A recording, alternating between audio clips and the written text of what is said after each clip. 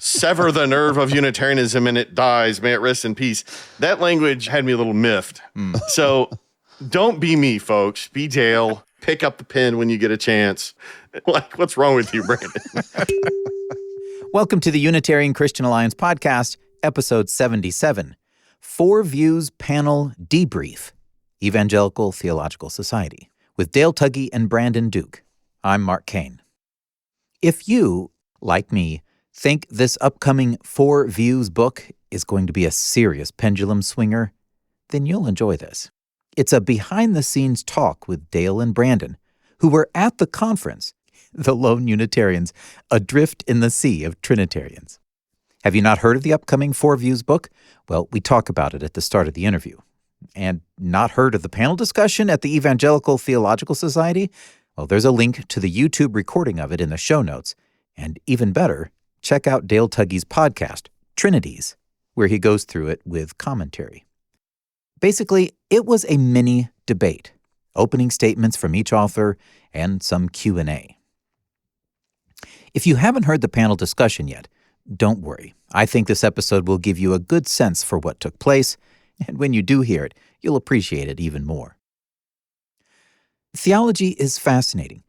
You may notice that around the UCA water cooler, Trinitarianism and Unitarianism comes up a lot. Surprised? Well, you shouldn't be.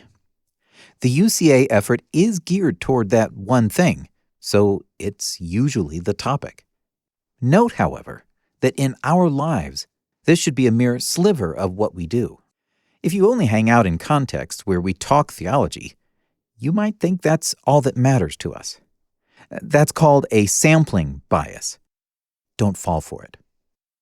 You and I, we have many important things in our lives. There's probably less than 1% of folks who, like Dale Tuggy, write on the topic extensively. For the rest of us, it's just one part of our faith experience. Now, if you've been excommunicated for asking the wrong questions of your pastor, well, then it's a painfully swollen part of your faith experience. But still, in the end, it's not the whole of your faith. Even though Jesus put it at the top of his list of what is the most important commandment, quoting the Shema in Mark 12:29, it's not the whole of your faith. It's not the gospel. It's just clarity on who the God is that we serve and on this human whom God raised from the dead and seated at his right hand.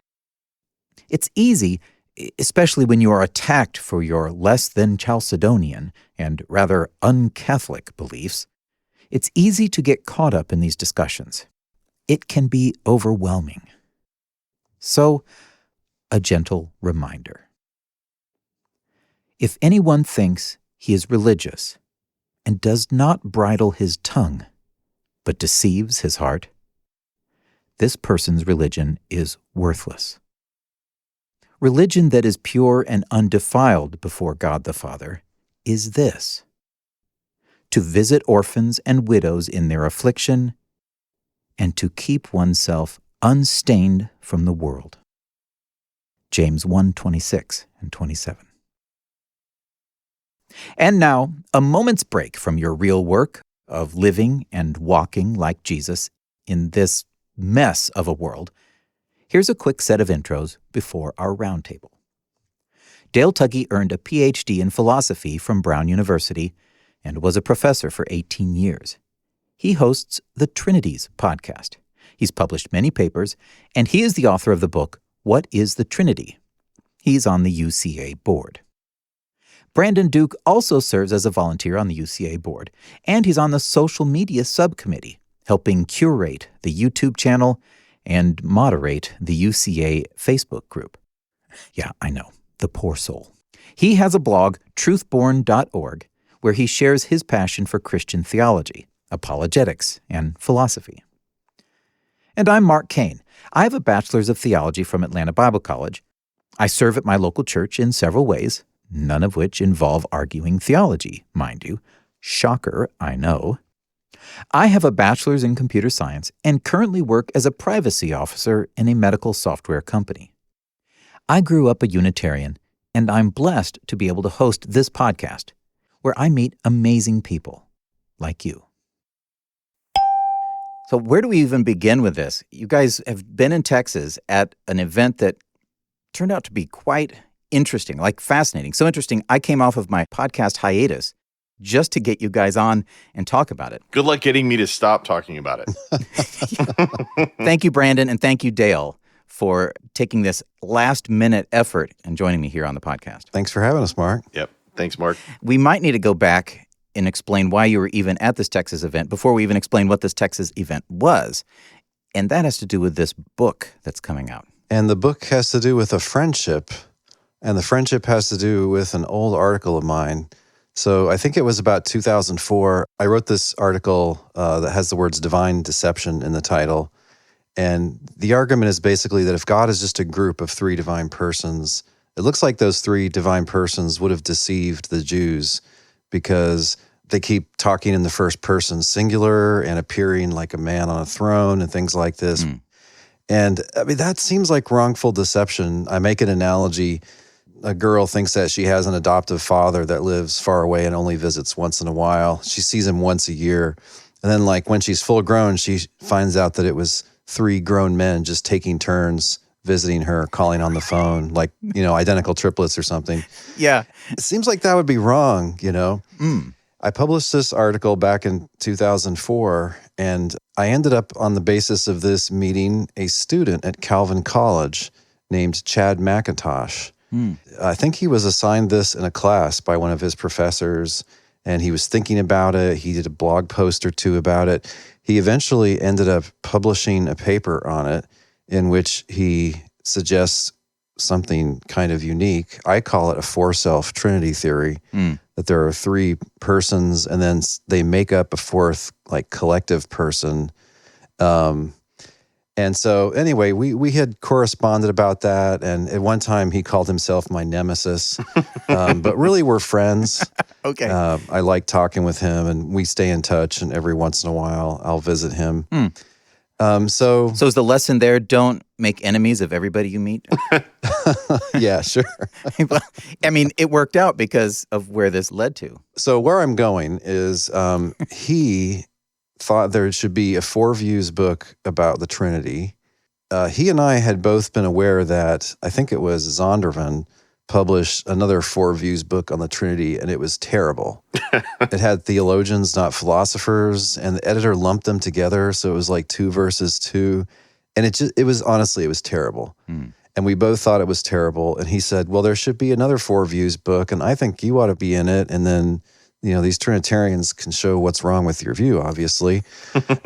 So he eventually proposed this book and got it accepted with a publisher.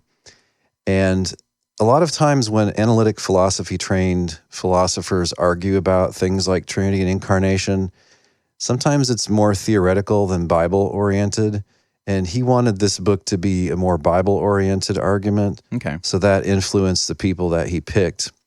William Lane Craig, the most famous apologist in the world, who's a very accomplished Christian philosopher, famous for all kinds of things, including whooping atheists in debates. Yeah. He can be beaten, but he's a ferocious debater. He's so famous, they don't even call him by his full name. He's just WLC. Yep. He does a great job defending the existence of God versus atheists. He's published on lots of other things.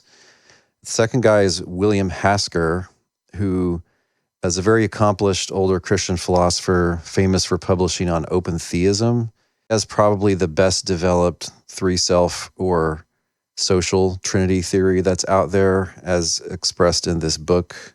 If you want to hear about that, you can look up Hasker on the Trinities podcast. I've interviewed him about that. Okay. Third guy is Bo Branson. He's a little bit younger than me, got his PhD under some excellent philosophers at the University of Notre Dame. And he's made some important contributions to the conversations about different Trinity theories and kind of how they're related to each other and how to understand the difficult Cappadocian fathers like Gregory of Nyssa and Gregory of Nazianzus. And then he picked me, the heretic. So to round out the four, right? Yeah. What's interesting to me is that the three people besides you are all in some form or another traditional, even though, they have differences, but none of them would be, they're all card-carrying Trinity Club members. Yes. All in the Trinity Club, but But you. Branson thinks the one God is the Father, Yep. not the Trinity. And then there are these two divine persons that are equal to the Father. Okay. So he calls that monarchical Trinitarianism. I call it subordinationist Unitarianism. Okay. And Craig and Hasker they're a little bit too close. I mean, they obviously talked before we started writing the book. And Hasker was like, I'll handle most of the Trinity stuff. And you beat Dale up about the deity of Christ mostly. And so in his chapter, William Lane Craig picked kind of the standard 7 passages where God, the word theos in Greek, is allegedly applied to Jesus. And then he argued for one more. These are all difficult passages, either difficult because of interpretation or translation, or even just the text. And by difficult, what Dale means is you shouldn't build a doctrine on them because there's all kinds of problems with them. Right. Difficult is nice philosopher speak for don't use these as the basis for your argument. Gotcha. Okay, so then Chad McIntosh proposed a book session at the meeting of the Evangelical Philosophical Society, which is jointly held with the meeting of the Evangelical Theological Society. And so these are conservative evangelical organizations. To be a member, you have to agree not only to the Trinity, but to inerrancy. And in the past, you couldn't present, I think, without being a member or attend. At some point, they changed that because I presented back in 2018, and that was well received. But So the abbreviation, that's ETS for Evangelical Theological Society and EPS for Evangelical Philosophical Society. And which one was the overarching? ETS is the big one. It has seminary professors, pastors, and just evangelicals interested in theology and apologetics. Okay. The EPS is smaller. That's mostly philosophy professors and grad students. And there's kind of 3 crowds that are encompassed at this meeting. One is the systematic theology and Bible nerds. That's the ETS. Okay. And then there's the apologetics aficionados. Some of them are professional apologists. Others are lay people interested in apologetics. And they kind of mix in both circles. And then there are the philosophers. My favorite category. Yeah, that's the crowd I prefer the most. I think all the sessions I went to were EPS. Okay. So how long had you been working on this book? I think we started writing it about the end of last year, and then we've been writing it all year. We each had an opening statement, and then we had to reply to the other 3. So everybody got critiqued by the other 3. Okay. And then we had to write a closing in which we insanely tried to respond to 3 PhDs beating us up in only 3,000 words, which is about 2 or 3 newspaper editorials worth of words. Right. That was hard. So you had to respond to all 3 of them, basically, whereas individually, they didn't have as many things to argue with against each other. Yeah, Craig and Hasker, they did a little bit of patting each other on the back because their views are fairly close in some ways. So the challenge was on, Dale. The gauntlet was big and it slammed the ground in front of you. Yeah, the challenge was on, and William Lane Craig got a bit aggressive in his response to me. Inside the book chapters. Yeah, he kind of heaped some scorn on me. So I knew that this was going to be an interesting interaction. And frankly, it's a little nerve-wracking when you're going to get up in front of 200 people and most of them disagree with you, and you're going to have 3 very smart PhDs punching at you. I did a lot of preparation. I might have over-prepared slightly. Well, let's set the stage for the room. So you go to the conference. Now, this is what's interesting to me. You 2 went together. This was in Texas. And as of recording, it was just like last week, November 14th through 16th. And you're going there as outsiders. Not very many people in our circles have ever been to an evangelical conference of brain people, if you know what I mean. What is it like? Well, it was different for Brandon and for me. Yeah. Well, it'd be a little bit like if Dak Prescott invited me to go into the Cowboys locker room and hang out with the rest of the Cowboys that I've been following, and then afterwards got to hang out with him at dinner. That's what it's like for me. These people are people that are like, I'm a big nerd, so I'm reading these folks, and so I'm walking around. Oh, look over there. There's Chad McIntosh. Oh, look over there. There's Ryan Mullins. Oh, look over there. There's Peter Van Den Wagen. So I was like a kid in a candy store or something, and but also having to remember, you hold something that is specifically not allowed to be here based on their statement for membership. Dale's there as a guest speaker, and I'm there as just an interested layperson. So there's that personal context, and then trying to be there to help Dale with what he's about to tackle. Yeah, it was fantastic to have Brandon there. He just came to support me and be a part of the whole thing. And I was aware that I was going to be facing a hostile crowd, but at the same time, there are a lot of scholars there who I follow and appreciate. I'm not going to mention most of them because I'm not sure they'd appreciate me mentioning them. You don't want to be on Dale's list. Yeah. I mean, one I'll call out. I'm a known fanboy of the Reluctant Theologian podcast with Dr. Ryan Mullins. That, to me, is the best analytic theology podcast. If you don't know what analytic theology is, or you wonder what on earth philosophy should have to do with theology, just listen to that podcast and it will tell you. Okay. There's a lot of humility, but careful, clear, deep analysis and charitable interpretations of opponents. He was there. He's one of the several people that I really enjoyed. I like his podcast because the sound quality is good. Yeah. Mark, it's worth mentioning, Dale talked about some of the sort of sociological divides within this group of folks based on their different specialties. And something I noticed is just the intense interest and even respect that's extended to Dale by the philosopher types that have read his stuff and tried to interact with it. They don't agree with him, but they're interested to interact with them. And they all have sort of this methodology, this approach towards how you're supposed to do that. It's admirable. It's this thing where you're going to say, I want to make sure I understand what your view is. And I can do that over lunch if I need to. And we can share a slice of pizza or something. And how are you doing, et cetera, et cetera. And hey, here's a question that's a probing question, and give Dale an opportunity to respond to it. And it's the right way, I think, for Christians or just people in general to interact. And that was something really fun to watch. There's also kind of, I don't know if you've heard the term theobro before, but there's that too that exists. But the majority of what I saw wasn't that. It was people that are courteous and they want the truth. And so they have this sort of approach they've been trained to take to that, this approach to ask questions that are insightful and then interact and trying to get to the bottom of the other guy's arguments. It's pleasant to be a part of, to say the least, compared to what you tend to see online, Yeah, I mean, everybody there was really kind and courteous and welcoming, honestly. Yeah. The only one who was a bit hard on me was Dr. William Lane Craig in the session. But I don't take that personally. I mean, he thinks that I'm literally leading people to hell. So he feels the need to kind of put me in my place a little bit. I understand. Maybe if I thought that about him, I would be mean to him slightly.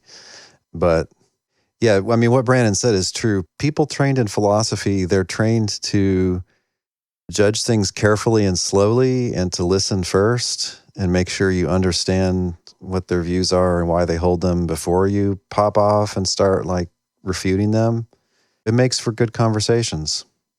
There were a few people that told me after my presentation, hey, that was interesting. You gave me some things to think about there.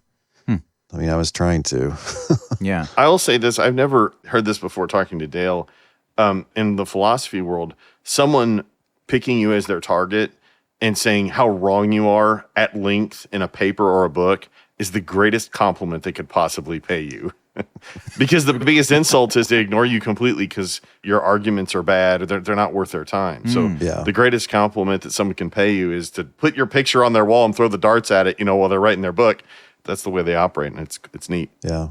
So just a guess, how many of the EPS, the philosophy people, knew who you were, Dale, when you got there? Well, I mean, and the people in the session, probably most of them, I would imagine.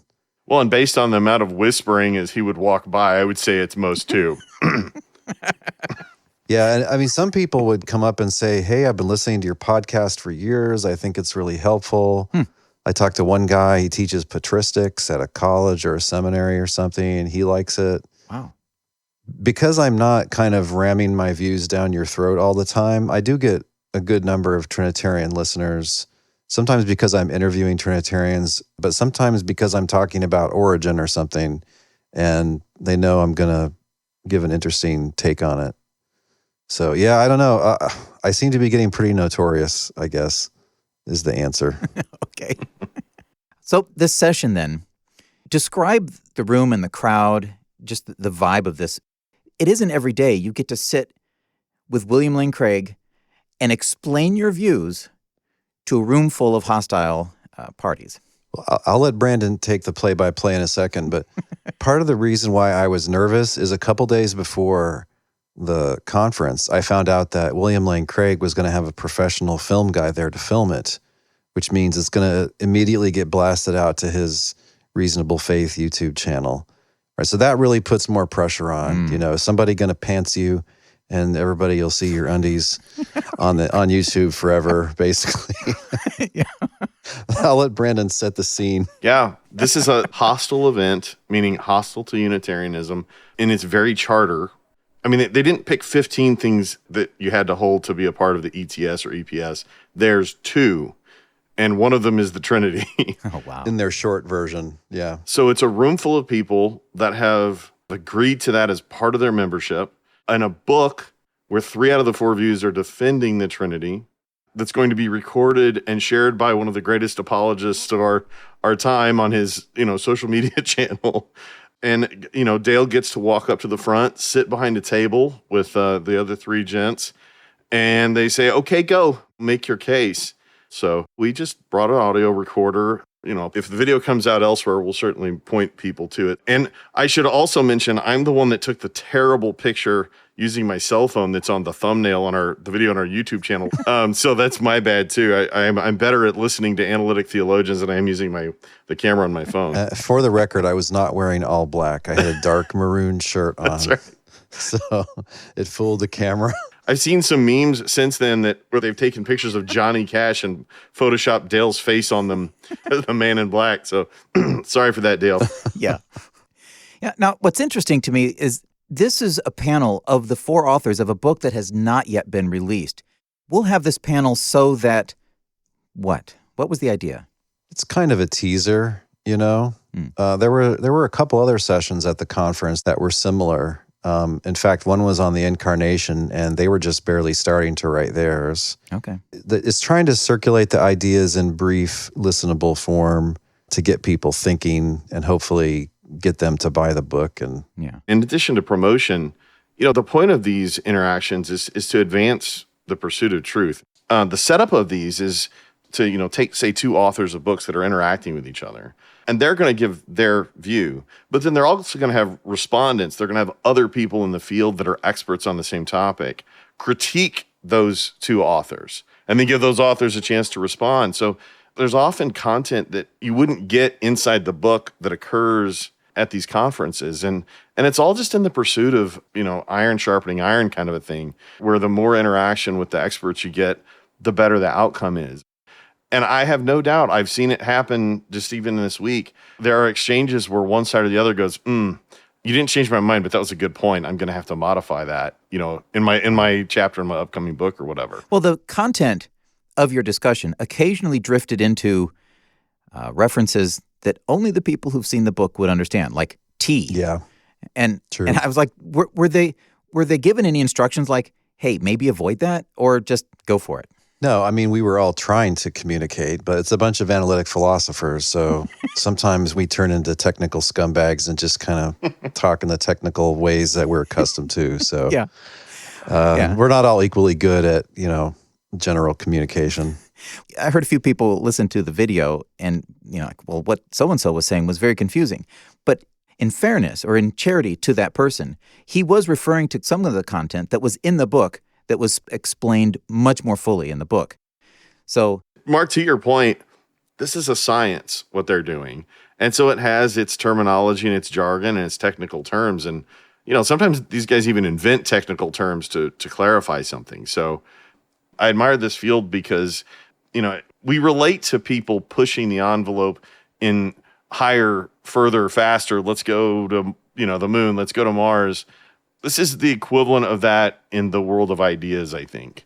And so in some sense, these guys they're rocket scientists, but of our deepest questions. So how do you not get excited about going to a conference like that? And Yeah, right. I mean, Mark, you're right that I think for an average person hearing these little 10-minute speeches, 3/4 of the time they'll be like, what on earth? I'll give a little bit more context on my podcast. okay. But I mean, the short version is William Hasker kind of gave an overview of his three-self Trinity theory. He was maybe pretty coherent. William Lane Craig said some very confusing things about the Trinity and then attacked me for not answering all his deity of Christ proof texts. Bo Branson kind of got up and made a bunch of technical points, although he did mention that really he was discussing Gregory of Nyssa's view, because in his view, that's a paradigm of an orthodox view, and he doesn't think the other guys have a fully orthodox view. And then me, I kind of gave like a forceful little manifesto for biblical Unitarianism and discussed 5 of my 20 facts that I claim favor the thesis that the New Testament authors are Unitarian over the thesis that the New Testament authors are Trinitarian. Yeah.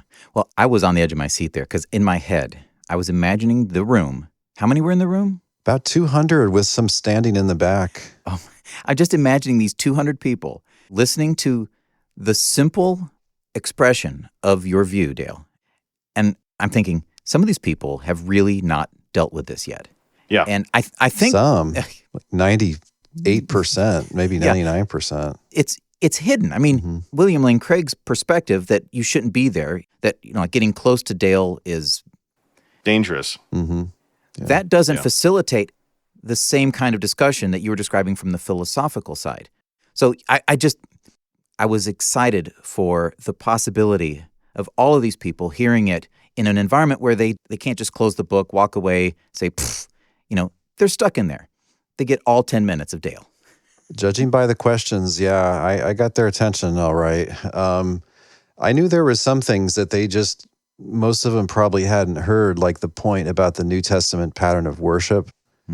The Trinity's never worshipped, the Spirit's never worshipped. It's mainly the Father, also the Son, but you worship the Son to the glory of the Father. And this just doesn't fit the authors being Trinitarians at all. Mm-hmm. And I mean, I would wager that was the first time most of them had heard a point like that, except for my co-authors. The questions were, one friend described them as attempts to dunk. Just like, hey, man, not on the Trinity, but really more on the deity of Christ, come on, it's obvious, and here's why, this verse here. And I kind of bat it back like, no, that's not obvious. Next. Yeah. It was pretty clear that Dale was persona non grata in that crowd because everything was targeted at Dale. Like when everybody had their Q&A session, all the other speakers could ask questions of everybody else. Dale never got left out. Like nobody forgot to ask Dale a question. He was the target. And then when the attendees in the room stood up, they asked questions of Dale. All but one question, I think, was all to Dale.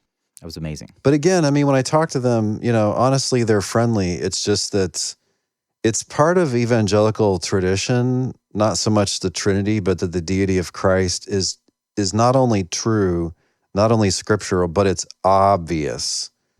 And so if someone denies it, I mean, something must be wrong with them. Maybe they're spiritually blind. Maybe they're stupid. Maybe they haven't read the Bible. Maybe they're a liberal. They think they know better than the Bible. I don't know.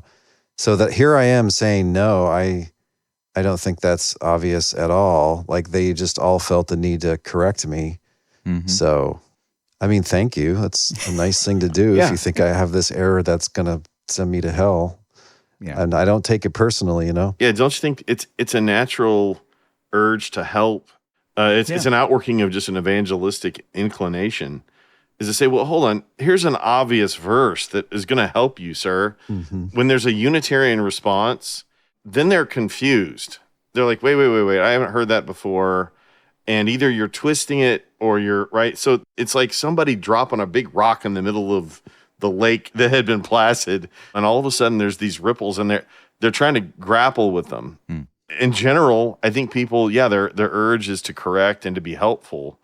And then you find out about people's character. right when they realize that there's more to it and they're going to have to work a little harder. They're not changing their view, but they're like, okay, if I'm going to persuade this person, I have to work harder. Some people are like, I'm going to go read, I'm going to go prepare so I can come back, or I'm going to ask clarifying questions so that then I can be better prepared to respond. Other people with, in my opinion, less epistemic courage, they turn to attack the person, which is a less honorable thing to do. And mostly we saw the first, especially among the people that are trained to do that. There's a move you can make, which is to say, I don't agree with you, but I don't know how to refute you right now. So I'm going to go back and work on it. I mean, as a Unitarian, like, what better than that could we want? People don't change their minds about things like this in a 5-minute conversation. It takes months or years. Yeah, nor should they. Right. It's too important. So I think this is, bridges connect both banks of the river. For the EPS to extend an invitation to Dale, and, I don't know if there's internal politics where that was a risk for anybody, or if will be fallout from Dale being there. I don't know, but I hope that the people that had the courage to engage in the conversation, to promote the book, I hope that they're seen it with charity and admired like they should be by their peers, instead of, people just circling the wagons to keep out, sort of dangerous thoughts. But I hope that what they'll say is, well, we want to save this brother who's wrong about this. And these thousands and thousands of Unitarians that agree, we'd like to help them. And the best way we can help them is to engage with them and understand their arguments. I mean, if I were an evangelical Trinitarian, that's what I'd want to do. And so hopefully the bridge stays open. I don't know. It'll be up to them. Yeah, that's what I'm hoping and praying. And speaking of praying, I told you all the reasons I was nervous going into this. And so I wouldn't say I was afraid, but I was a little wound up for the couple of weeks going into this. I spent a lot of time preparing. We had a short 5-minute period where we could ask prepared questions of one another. So I spent way too much time coming up with way too many questions. And I only asked like 1/4 or 1/5 of them. I slept okay the night before. I got up, I had a headache that wouldn't go away. Brandon heroically goes out and gets me some Advil at the drugstore, which solved that.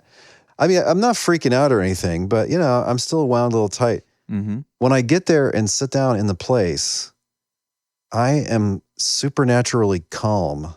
Not like I was drugged, but like I couldn't have been more calm if I was just sitting there relaxing on the couch watching a football game.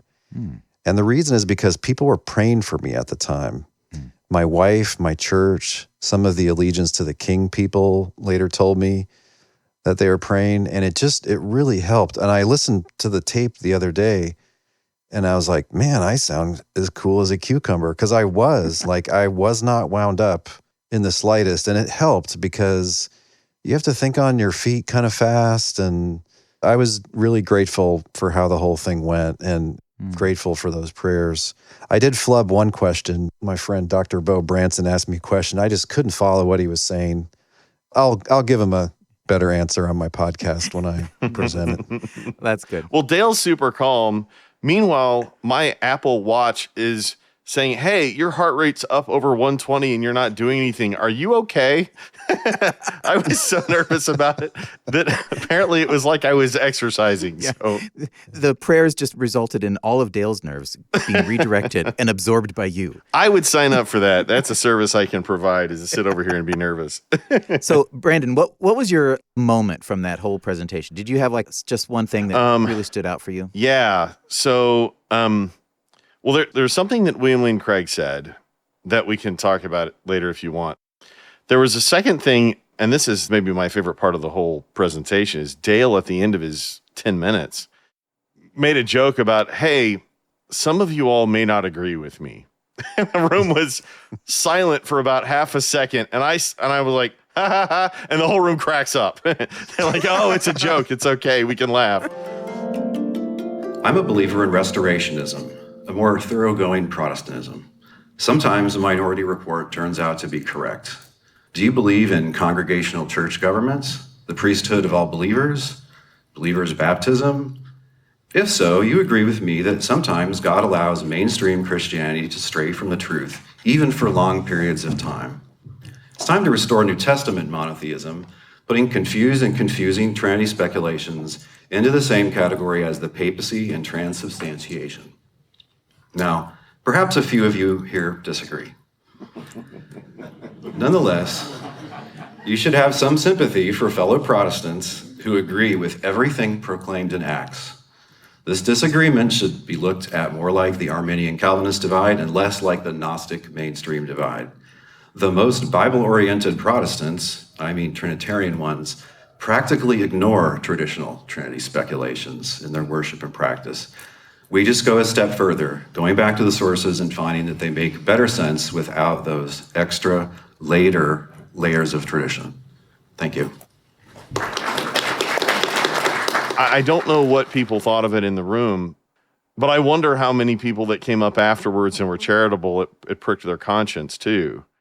Hopefully it's something we can internalize and use in our discussions with the Trinitarians. Like, hey, here's where we're coming from. So even if we disagree, here's why. I mean, Mark, you've told me a story about a fella, or maybe it's been in the podcast, a neighbor that's kind of ended up in that same boat with you, right? Yeah, my neighbor who eventually just had to concede.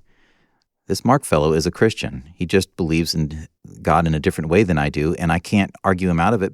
What do you do when you get to the point where this person is not crazy? He's not twisting up his scriptures, and he lives a life that is demonstrating the lordship of Christ. What do you do with these people? You just dismiss them out of hand? Eventually it's hard to do that. And when a guy like Dale is present, I watched him during the week, and I'm going to tell this story because I'm telling on myself. So I watched Dale be incredibly charitable to William Lane Craig the whole week, both in their interactions, during the talk, but even an interaction or two after.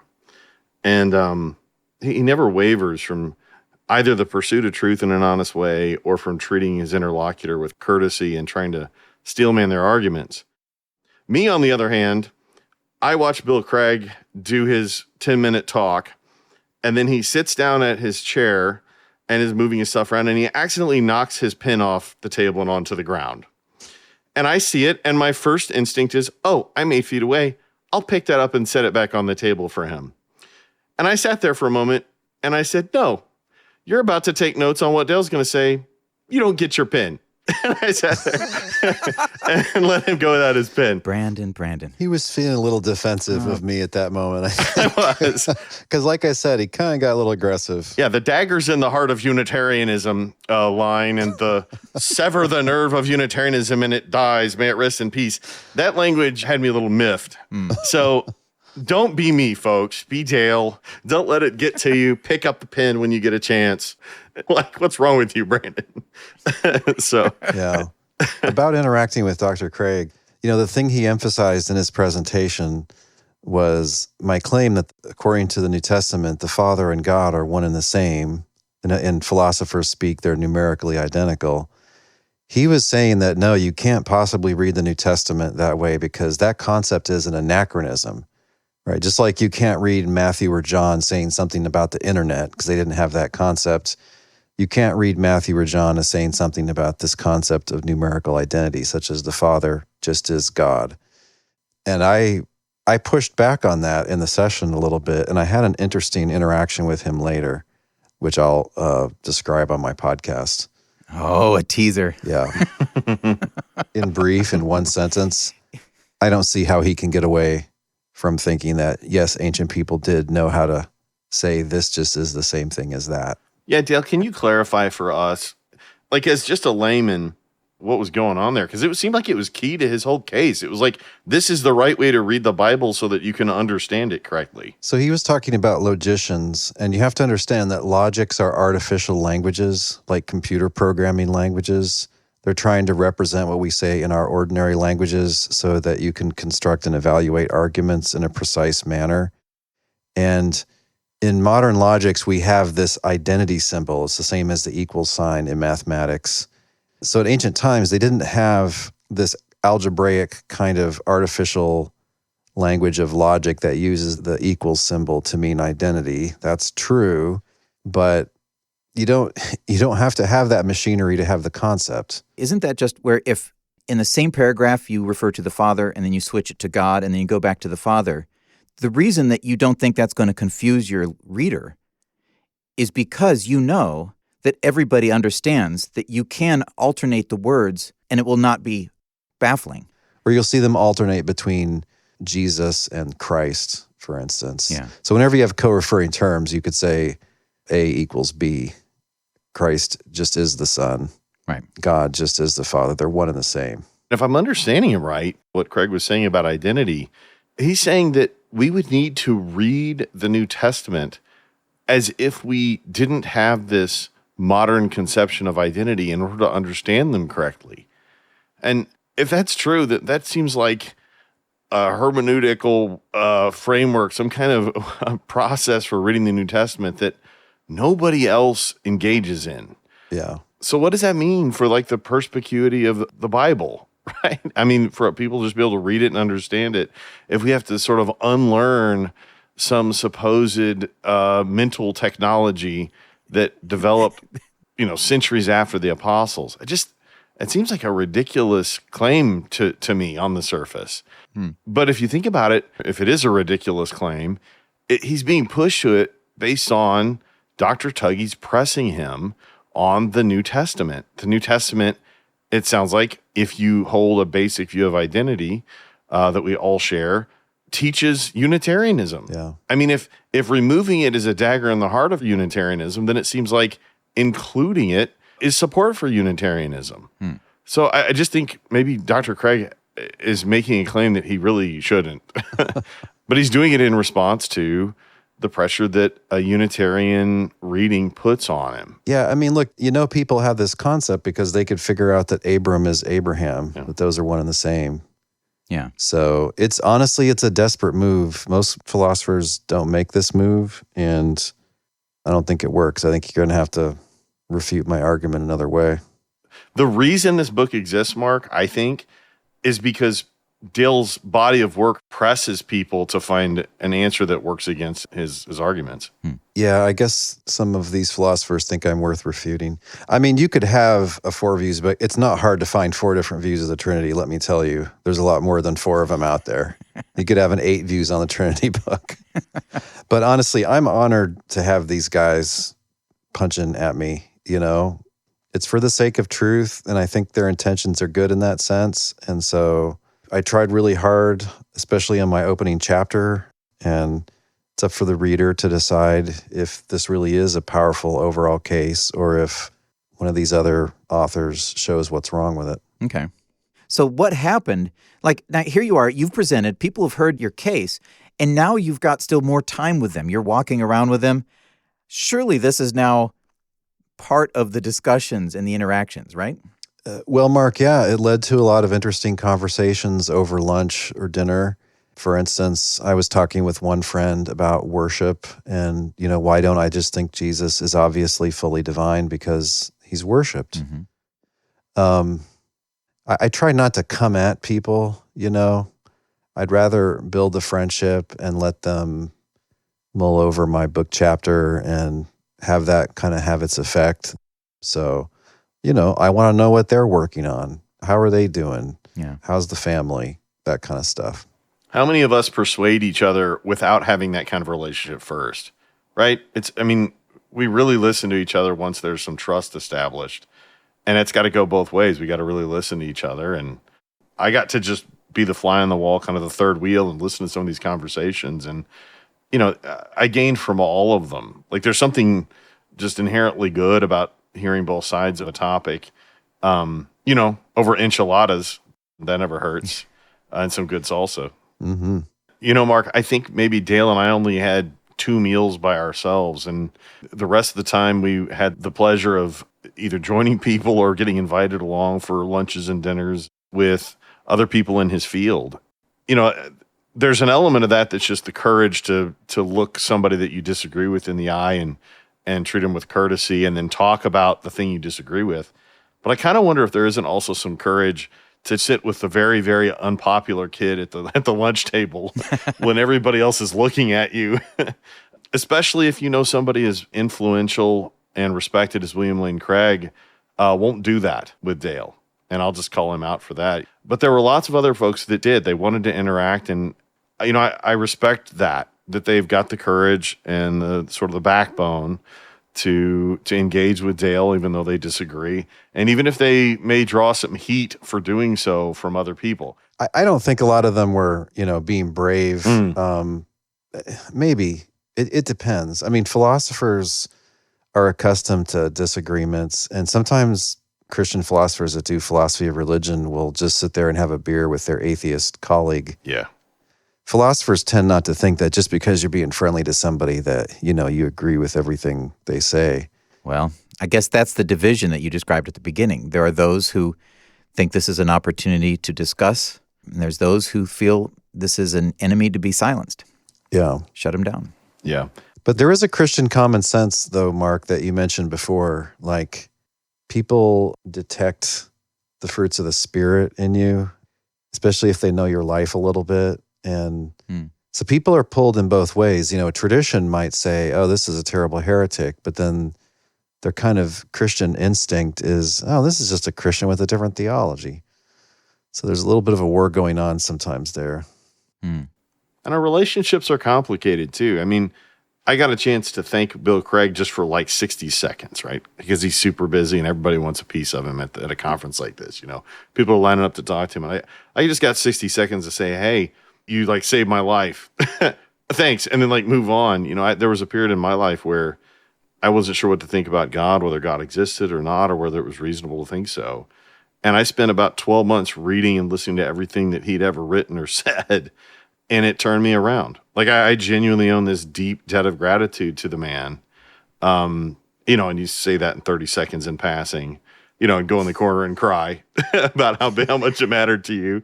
And leave off the half where, hey, you brought me to theism, but also you introduced me to the work of Dale Tuggy, who brought me to Unitarianism. So sorry about that. Didn't quite work out the way you wanted. But relationships are complex, and we can appreciate things about somebody, about their work, and be critical of other stuff. We got to be able to do both. And, when you can remember that, it makes it a lot easier to act in charity, like to remember to pick up their dang pen if they drop it. Yeah, that's one of many reasons why I genuinely respect him. But, I respect a lot of the younger people there that I was talking with. I mean, they're doing good work in various ways. I'm not just trying to be this magnanimous, great guy. Like, no, it's not hard to like these people and find value in what they're doing. Yeah. They are dedicated to truth and the importance of thinking carefully about God and his son. And they're in the middle of their journey, just like we all are.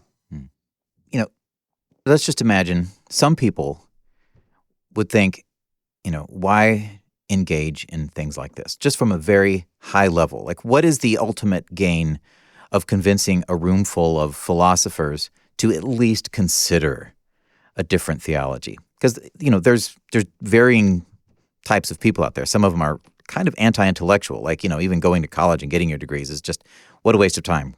Go be Jesus. What do you see as the outcome, the benefit? Why do this kind of thing?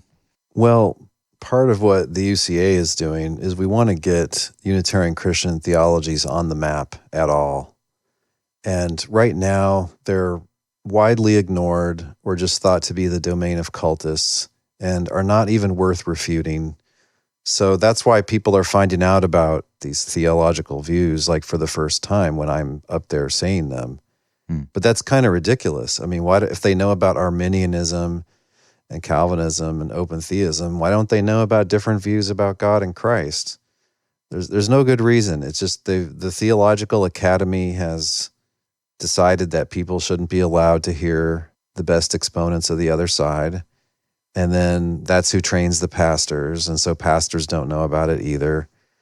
And I know that I can't convince my fellow panelists, and I'm not going to convince most of the people in the room, but honestly, I'd like them to read the book, and I'd like them to think over my 20 facts, which are mostly facts about the New Testament, like, for instance, how the word God is used or how they talk about Jesus. And once you get those facts in your head, every time you read the New Testament, something jumps out at you. For instance, Paul always sends greetings from the Father and the Son at the start of all his letters, never the Holy Spirit. Right? Every time you read a letter from Paul, now you're pondering this again. How come they never worship the Trinity? You're reading Revelation 4 and 5.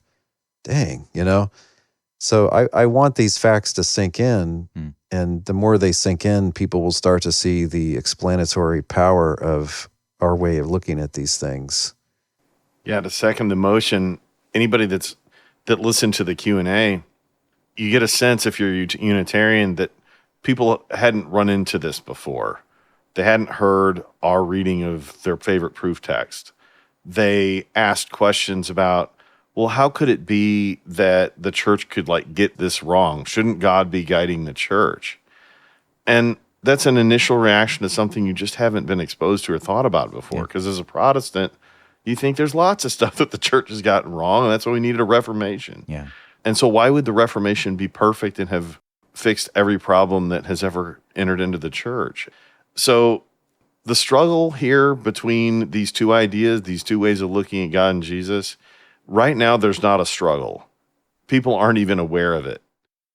To me, the value of the work that Dr. Tuggy's been doing for so long, and especially this Four Views book, is it puts that as one of the live options on the table for people.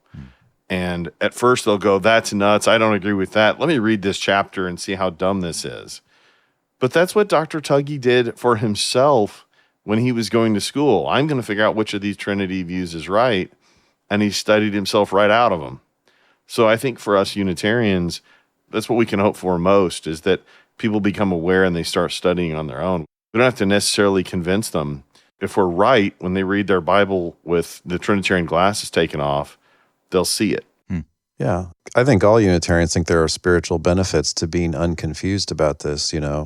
We give God the glory that's due him, and we give the Son of God the kind of glory that's due him. And now he's a perfect example for us because he's not necessarily omniscient and omnipotent and omnibenevolent and incapable of being tempted. But another way is, look, suppose there are people who aren't going to buy this Trinity and incarnation stuff, and yet they need to be born again. Well, our churches and our preachers give them an opportunity to do that without all those stumbling blocks. Maybe it matters for your critical thinkers or for Muslims or other types of people. Even if you're a Trinitarian, why shouldn't this kind of Christianity flourish if it results in actual discipleship? Very good. So what's up next for this? The book has to be published, I guess, right? The book still has to go through a fairly lengthy editing process at the hands of editor Dr. Chad McIntosh. So that's going to be at least several months, maybe more than 6 months down the line, unfortunately. Oh, wow. I would say, Mark, that as far as the next stuff that people can look for from Dr. Tuggy, there's a debate that's going to be coming up. Oh, yeah. Debating James White in March and hoping to debate Robert M. Bowman Jr. sometime maybe in the summer, but that's not been set. We don't have a time or place or debate question. I noticed a pattern as I was looking through some James White material online the other night on YouTube. It's surprising the number of videos related to him that have the word destroys in all caps in the title of the video. There's sort of a pattern there, and I'm not sure what to make of that. So that's the Apologetics Bros editing technique. Thank you, Brandon. Thank you, Dale. Thanks, Mark. Thanks, Mark. It's been fun. Again, Dale will be going through the panel discussion on his Trinities podcast. Do check that out. I've been out of podcasting commission for some time. Thank you for your patience.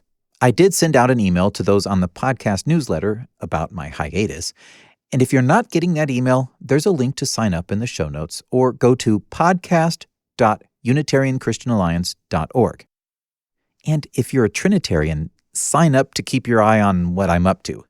It's certainly no good, and you'll want to be the first to know.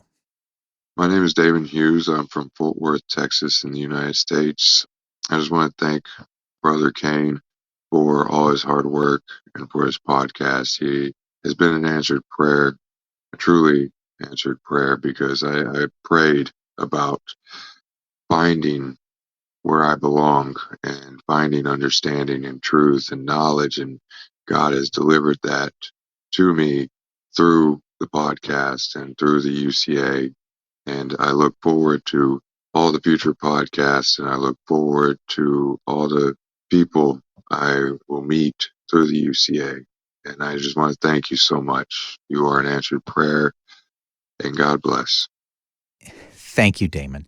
Your experience is like many who end up here. It's what Dale spoke about at the end of our conversation. People seeking truth, recognizing the problems with the Trinity, what do they do? Dismiss what they find in Scripture in order to belong to lowercase c Catholic churches? That's not a way to live out your faith. I'm glad we could help you out. Yes, I hope you meet many people, Damon. And one day, I want to meet you myself. Thank you. Write me or send me audio, podcast@UnitarianChristianAlliance.org. I love to hear from you. The UCA conference in October was amazing. We're currently talking about what next year's plans will be, so stay tuned. Last year, I published the Community Night, the final evening service of the conference, as a podcast episode. This year, it was more humor than it was meeting people. So I'm going to limit this Community Night episode to just a clip or two of the jokes. And I hope, when life slows down a bit, to get a few short interviews with people who were there at the conference and release the Community Night episode as a recap of the conference.